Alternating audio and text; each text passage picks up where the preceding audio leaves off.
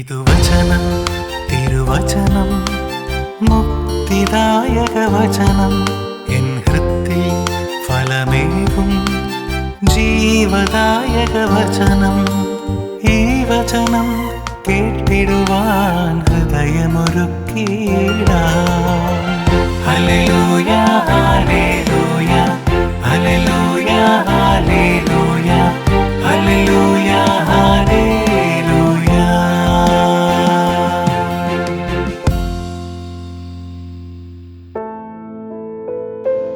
ആണ്ടുവട്ടത്തിലെ 19-ാം ഞായർ നൂറുമേനി വചനവിചിന്തനത്തിലേക്ക് ഏവർക്കും സ്വാഗതം. ഗ്രാമത്തിലെ ആശ്രമ ദേവാലയത്തിൽ ഒരു ദിവ്യകാരുണ്യ അത്ഭുതം നടന്നു.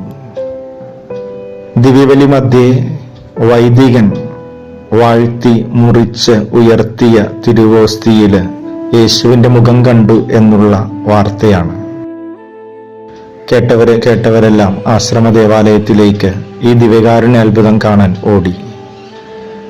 ഗ്രാമത്തിലെ ഇടവക ദേവാലയത്തിലെ കപ്പ്യാര് ജോസഫ് ഏട്ടനും വൃദ്ധനായ വികാരിയച്ഛനോട് പറഞ്ഞു, ആശ്രമ ദേവാലയത്തിൽ വലിയൊരു ദിവ്യകാരുണ്യ അത്ഭുതം നടന്നിരിക്കുന്നു. ദിവ്യബലി മധ്യേ വാഴ്ത്തി മുറിച്ച് ഉയർത്തിയ അപ്പത്തില് ഈശോയുടെ മുഖം കണ്ടു എന്നുള്ള അത്ഭുതം. എല്ലാവരും അങ്ങോട്ട് ഓടുകയാണ്. നമുക്കും ഈ അത്ഭുതം കാണാൻ പോകണ്ടേ എന്ന് കപ്പ്യാര് വികാരിയച്ഛനോട് ചോദിച്ചു. വൃദ്ധനായ വികാരിയച്ഛൻ കപ്പ്യാര് ജോസഫ് ഏട്ടനോട് പറഞ്ഞു, ജോസഫെ, അനുദിനം ഈ ഇടവക ദേവാലയത്തിൽ ദിവ്യകാരുണ്യ മധ്യേ ഉയർത്തുന്ന മുറിക്കപ്പെട്ട ഓസ്തിയില് ഈശോയുടെ മുഖം കാണാൻ നിനക്ക് സാധിച്ചില്ലെങ്കിൽ പിന്നെ ലോകത്തിലെ ഒരു ദേവാലയത്തിൽ പോയാലും ഈ ദിവ്യകാരുണ്യ അത്ഭുതം കാണാൻ നിനക്ക് സാധിക്കില്ല.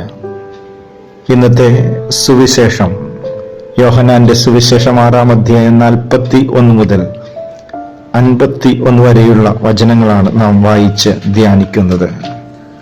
സ്വർഗത്തിൽ നിന്നിറങ്ങിയ അപ്പം ഞാനാണെന്ന് ഈശോ യഹൂദരോട് പറയുന്നുണ്ട്.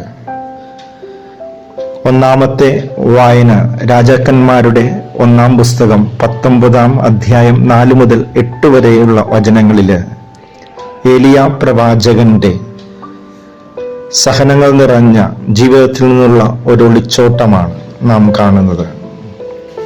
ജസബൽ രാജ്ഞിയുടെ പീഡനങ്ങൾ സഹിക്കവയ്യാതെ മരണം മുന്നിൽ കണ്ടുകൊണ്ട് മരിച്ചാൽ മതി എന്ന് മരണത്തിനായി പ്രാർത്ഥിക്കുന്ന ഏലിയ പ്രവാചകൻ കർത്താവിന്റെ ദൂതൻ തട്ടിയുണർത്തി അവനോട് എഴുന്നേറ്റ് ഭക്ഷിക്കാനായിട്ട് ആവശ്യപ്പെടുന്നുണ്ട്. അവൻ എഴുന്നേൽക്കുമ്പോൾ ചുടുകളിൽ ചുട്ടെടുത്ത അപ്പവും ഒരു പാത്രവും വെള്ളവും തലയ്ക്ക് ഇരിക്കുന്നത് അവൻ കാണുന്നു.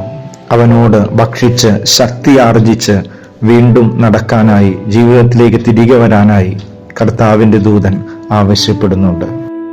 കാൽവരിയിലെ സഹനത്തിന്റെ ചുടുകളിൽ ചുട്ടെടുത്ത അപ്പമാണ് ക്രിസ്തു നമുക്ക് നമ്മുടെ ജീവിതയാത്രയിൽ പാഥേയമായി നൽകുന്നത്.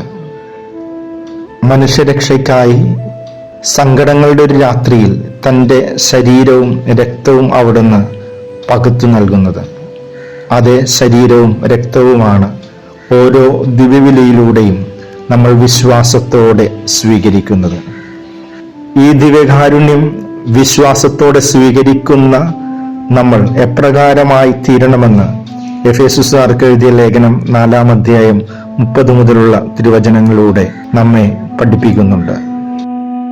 വിദ്വേഷവും ക്രോധവും ദൂഷണവും മറ്റെല്ലാ തിന്മകളും ഉപേക്ഷിച്ചുകൊണ്ട് പരസ്പരം ക്ഷമിക്കുവാനും കരുണ കാണിക്കുവാനും ഹൃദയാർദ്രതയോടെ പെരുമാറുവാനും അപ്പോസ്തലൻ നമ്മളെ 2-ാമത്തെ വായനയിലൂടെ ഉദ്ബോധിപ്പിക്കുന്നുണ്ട്.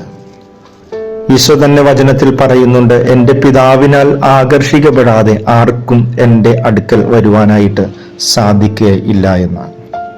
പിതാവിനാൽ ആകർഷിക്കപ്പെട്ട് വിശ്വാസത്തിന്റെ കണ്ണുകളോടുകൂടെ ദിവ്യകാരുണ്യ അത്ഭുതത്തെ കാണുവാനും അത് ഹൃദയത്തിൽ വിശ്വാസത്തോടെ ഉൾക്കൊള്ളുവാനും സാധിക്കുമ്പോൾ നമുക്കും ക്രിസ്തുവിൻ്റെ ശരീരം ദിവ്യകാരുണ്യമായി സ്വീകരിക്കുവാനും നമ്മുടെ ജീവിതം കൊണ്ടും ദിവ്യകാരുണ്യമായി മറ്റുള്ളവർക്കായി പങ്കുവയ്ക്കുന്ന സ്നേഹത്തിൻ്റെ, ഐക്യത്തിൻ്റെ, പങ്കുവയ്ക്കലിൻ്റെ, ക്ഷമയുടെ, കരുണാദ്രതയുടെ, വിട്ടുവീഴ്ചയുടെയൊക്കെ അനുഭവങ്ങൾ പങ്കുവയ്ക്കാനായിട്ട് സാധിക്കും. ദിവ്യകാരുണ്യത്തെക്കുറിച്ച് എന്നും മനസ്സിൽ മായാതെ നിൽക്കുന്ന മനോഹരമായ ഒരു ചിത്രം ഇടവക ദേവാലയത്തിൻ്റെ അൾത്താരയിലുണ്ടായിരുന്നു. ഒരു പെലിക്കൻ പക്ഷി തൻ്റെ കുഞ്ഞുങ്ങൾക്ക് വിശക്കുമ്പോൾ ഒന്നും നൽകാനില്ലാതെ വരുമ്പോൾ സ്വന്തം ശരീരം കീറിമുറിച്ച് രക്തം നൽകുന്ന ഒരു മനോഹരമായ ദിവ്യകാരുണ്യത്തിൻ്റെ മായാത്ത ചിത്രം. ക്രിസ്തു തൻ്റെ ശരീരവും രക്തവും കാൽവരിയിലെ ചുടുകല്ലിൽ ചുട്ടെടുത്ത അപ്പമായി നമുക്ക് നൽകിക്കൊണ്ട് നമ്മളും ദിവ്യകാരുണ്യമായി മറ്റുള്ളവരുടെ ജീവിതത്തിൽ സ്നേഹം കൊണ്ടും ക്ഷമ കൊണ്ടും കരുണ കൊണ്ടും വിട്ടുവീഴ്ച കൊണ്ടും ഹൃദയ ആർദ്രതയോടെ പെരുമാറിക്കൊണ്ട് ദിവ്യകാരുണ്യമായി മാറാൻ നമ്മയും ക്ഷണിക്കുന്നു. ദൈവം നമ്മെ സമൃദ്ധമായി അനുഗ്രഹിക്കട്ടെ. Hallelujah, hallelujah, hallelujah, hallelujah.